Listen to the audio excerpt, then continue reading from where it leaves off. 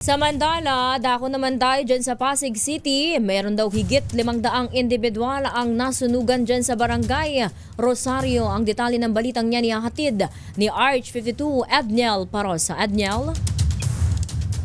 Inat Jerry, masalimuot ang tapos ng kalahati ng taon para sa daan-daang residente ng Barangay Rosario sa Pasig City. Matapos silang mawala ng tirahan, bunsod ng malaking sunog kagabi.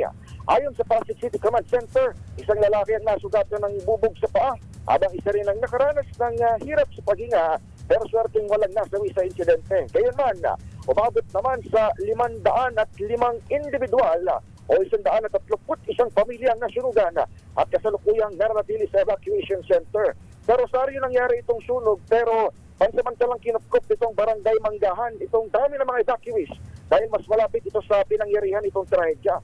Ayon sa mga tauhan ng City Social Welfare Office, mamaya ay inasang ilipat din itong mga evacuees sa evacuation center ng Barangay Rosario. Pero sa ngayon, alaga sila ng tent, hygiene at sleeping kits, maging pagkain mula sa pamalaang lungsod. Ang usap-usapan, galing itong sunog sa welding sa isang bahay na mabilis umanong kumalat dahil marami sa komunidad ay yari sa light materials ang tahanan, bagay na inimbestigahan pa ngayon ng Bureau of Fire Protection.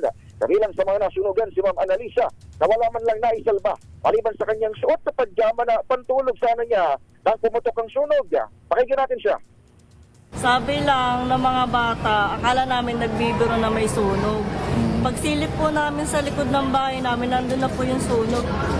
Ang laki kagad po ng apoy. Pero kung tutusin, mas malayo naman talaga yung sunog na manggagaling. Sa kabilang street pa eh. Tumawid na po sa amin. Panggagalaitin ng ilang residenteng ayaw nang magpakuha sa kamera. Hindi man lamang umano sumigaw ang may-ari ng bahay nang sumiklab ang apoy sa kanilang area. Muli, pakinggan natin sila. Malangkot, hindi kami nakarinig ng kahit anong may sunog na ganito sa kanila. Tapos ang sabi pa, naghahakot na nga po sila ng gamit nila. Kumbaga nag-ano na sila. Hindi man lang sila nagsabi na, oy may sunog sa amin, nasunog kami, nasunugan kami. Oo.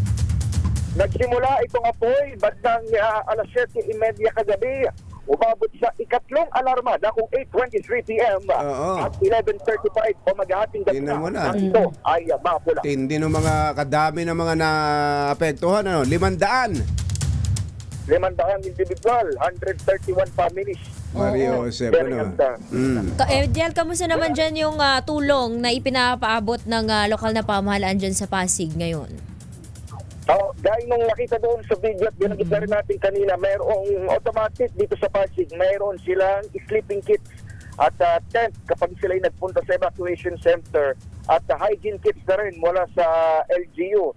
At kanina lamang din, actually ngayon lang, habang nag-uusap tayo ay ongoing yung bigayan ng breakfast sa mga nandito ngayon sa Pasig City. So, mayroon lamang mga tauhan mula sa City Hall, particular ng City Social Welfare Office at siguro mamaya mag-check sila ng ng kalusugan itong mga ito. Pero in the meantime ay yung hygiene sleeping kits at food packs ang nai-distribute na sa mga oras na ito. Alright.